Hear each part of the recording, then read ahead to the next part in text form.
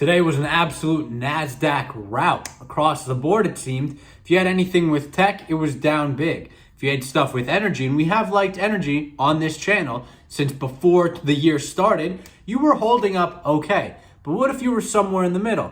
Well, I advise you to consider, how are you positioned somewhere in the middle? We haven't liked megacap tech on this channel for a very long time.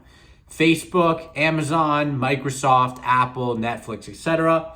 They are very expensive stocks and they are fantastic companies. They are cash flowing very well, but they're expected to continue growing at these 20% rates for years to come. And I question that thesis at this size. Is it really something you want to pay for when they are this big and this dominant? They aren't going to experience any sort of growing competition at all. Shopify isn't going to do anything. It's just going to keep being Amazon, Amazon, and Amazon.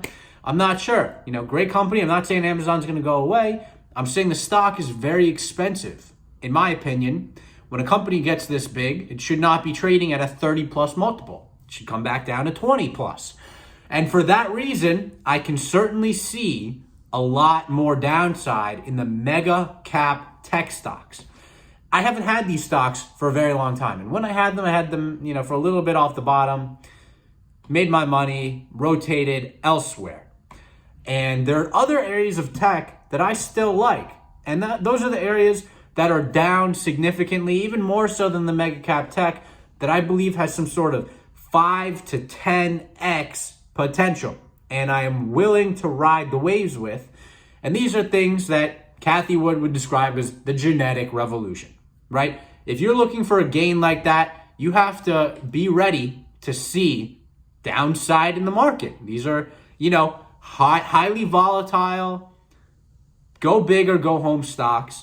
But the potential big that they pose is fantastic. And it absolutely outweighs any sort of shorter term sell-off. But I want you to keep in mind that I'm not going to be surprised if these stocks continue to tumble significantly. They are relatively correlated to the mega cap techs. As the mega cap techs move, so does the rest of the technology complex. That's just the way it is with these market dynamics. You can use that to your disadvantage, you can use that to your advantage. I happen to, one of my favorite stocks right now, if you know, is Editas.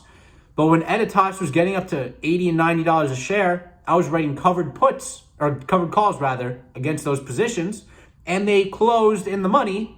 So I made a whole lot of money on that, and the stock came down, and I have started nibbling on them. So what is my strategy with the tech stocks I like? Continue nibbling on the way down, but selectively. You can't be buying every single growth stock expecting a massive return, in a couple months. It's not the way this is going to work. You have to identify the areas of the future and of the market that you perceive as having that 5 to 10x growth potential.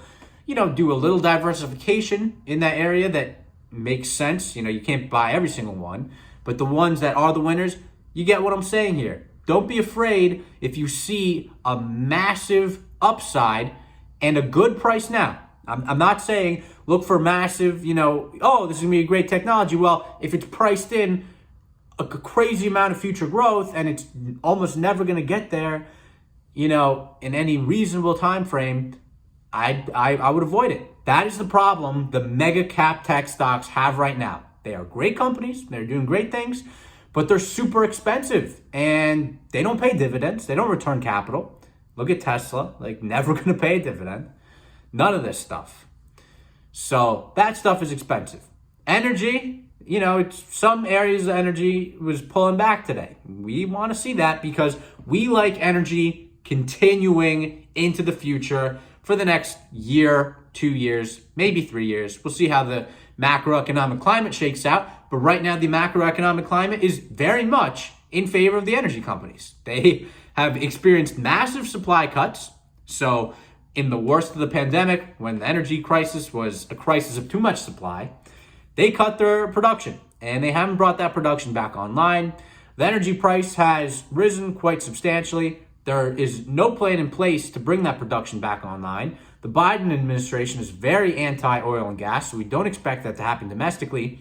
The Saudis are implementing price increases on American oil, buying from Saudis, and decreasing it on Europe. So we're energy independent. We were, maybe we are less so right now. I don't have the updated statistics on American production and American consumption with that.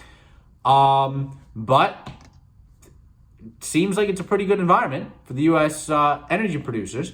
And this isn't even keeping in mind the fact that India is currently still offline. Europe is in relative lockdown. And more broadly, the reopening hasn't occurred. So if you keep the supply situation the same, you've got foreign influences doing what they're doing, and you've got more demand yet to come, it only seems possible that the price of energy continues to increase, and the already very well-priced energy companies that pay very nice dividends should continue to increase. And I believe, with Goldman Sachs and other market analysts I like, the price of energy is going to break $80 per barrel. That's going to take these energy companies up substantially. And I'm not a technicals guy, but it looks like these are going to hit a new one-year high. And if you look at that chart, you know where it's going next, to the moon. So we'll see what happens. And until next time, peace out.